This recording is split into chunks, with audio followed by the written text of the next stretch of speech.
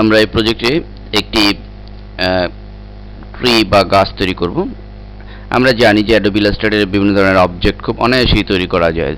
তো এ ধরনের 2D object আমরা তৈরি করার জন্য আমরা পেন টুলটি ইউজ করতে পারি। তো প্রথমে আমরা পেন টুলের সাহায্যে আমরা ফোরগ্রাউন্ড কালার সম্পূর্ণ ব্ল্যাক করে নিব। তো এরপর আমরা জাস্ট এখানে একটি ক্লিক করব এবং উপরে একটি ক্লিক করে নিব। দেন আমরা ঠিক এই পজিশনে একটি ক্লিক করে নিব এবং আমরা এই পজিশনে ক্লিক করে এটি একটু রাউন্ড করে নিব সামান্য গাছটি তৈরির জন্য। তো রাউন্ড করার পরে আমরা সিলেকশন টুলটি দিয়ে এটিকে বাইরে ক্লিক করে নিব। দেন এটিকে আমরা ঠিক এভাবে একটু চাপিয়ে দিব রাইট সাইডে।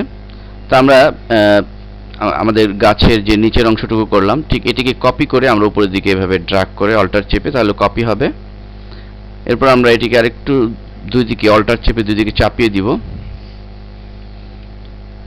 এবং একই পদ্ধতিতে আমরা অল্টার চেপে উপরে দিয়ে দিব এবং এটিকে একটু ছোট করে দেব সামান্য। শিফট এবং অল্টার চাপলে এটি ওভারঅলই ছোট হবে। এরপর আমরা অল্টার চেপে একইভাবে আরেকটি শেপ তৈরি করব এবং একইভাবে শিফট অল্টার চেপে আমরা আরেকটু ছোট করে দিব।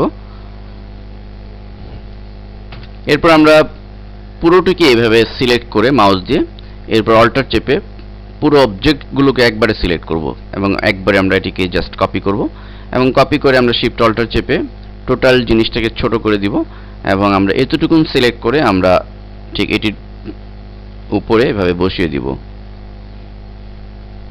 আমরা নিচের দিকে এভাবে বসিয়ে দিব এবং আমরা দুই দিকে একটু চাপিয়ে দিব অল্টার চেপে।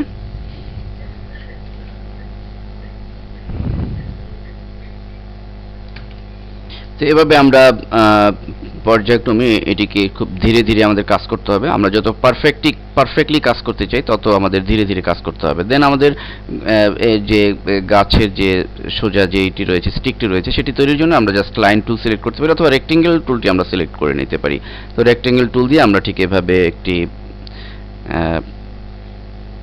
স্টিক আমরা ঠিক মাঝ বরাবর তৈরি করে দিতে পারি। তো এভাবে আমরা পেন টুলের সাহায্যে খুব সহজেই এ ধরনের গাছ বা যে কোনো ধরনের অবজেক্ট আমরা ক্রিয়েট করতে পারি।